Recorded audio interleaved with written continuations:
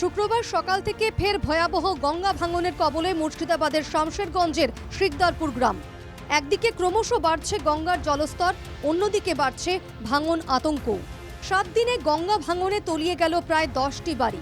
শুক্রবারও শিকদারপুরে গঙ্গার জলে তলিয়ে গেল 2টি আস্ত বাড়ি। ভেসে গেল প্রচুর গাছপালা ও ফাঁকা জমি।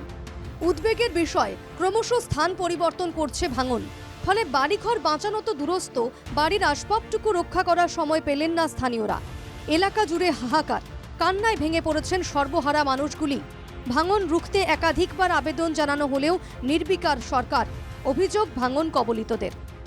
তিলে তিলে করে একটা বাড়ি তৈরি করা বাড়ি আজকে গঙ্গা গর্ভে বিলীন হয়ে যাচ্ছে। এটা আজকে নতুন নয়, দীর্ঘদিন ধরে, বিগত 4 বছর ধরে এরকম চলছে। কিন্তু প্রশাসন আসছে, যাচ্ছে, দেখছে, কোনো হেলদোল নেই। 2020 সাল থেকে গঙ্গা ভাঙছে, তার একটা কংক্রিট সুব্যবস্থা হওয়া উচিত। এলাকায় আজকে যা দেখলাম, আমার শিকদারপুর নদীর ধারটা অনেকটাই কেটে গেছে। তো এইগুলা রাজ্য সরকার এবং কেন্দ্র সরকার দুজনের উদাসীনতার জন্য এই ঘটনাগুলো ঘটছে। সাধারণ মানুষ হাহাকার। গঙ্গা ভাঙন রুখতে সরকারের উদাসীনতাকেই দায়ী করছে বিরোধীরা। শামশেরগঞ্জের মানুষ ডুবছে, আর আমরা এখন তর্কাতর্কি করছি কেন্দ্রের বঞ্চনা, কেন্দ্রের দোষ না রাজ্যের দোষ। শামশেরগঞ্জ আগামী দিনে ভৌগোলিক অবস্থান অনুযায়ী শামশেরগঞ্জের পুরো ভৌগোলিক ম্যাপটাই পাল্টে যাবে। দুদিন পরে গোটা শামশেরগঞ্জ টাউনটাই চলে যাবে গঙ্গা বক্ষে। রাজ্য সরকারের কোনো মন্ত্রী এসছে, মমতা ব্যানার্জি একবারও ছুটে এসছেন।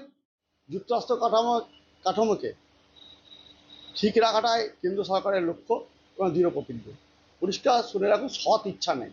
ঠেলা মেলা খেলা মৎসবেই রাজ্য সরকার ব্যস্ত, অনীহা। আজকে এই ভাঙনের পেছনে রাজ্য সরকার দায়ী।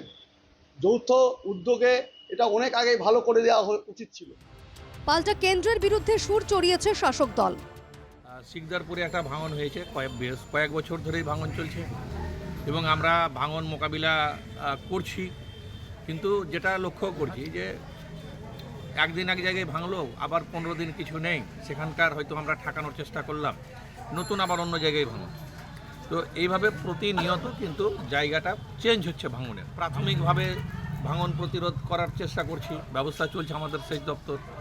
মাননীয় মুখ্যমন্ত্রী মমতা ব্যানার্জিও ভাঙন প্রতিরোধের জন্য বারবার বলছেন, কেন্দ্রকে কোনো সহযোগিতা করছেন না। ভাঙনের জেরে ভিটে মাটি হারিয়ে অন্যত্র আশ্রয় নিতে হচ্ছে দুর্গতদের। মুর্শিদাবাদ থেকে বিনয় রায়ের রিপোর্ট, NKTV বাংলা।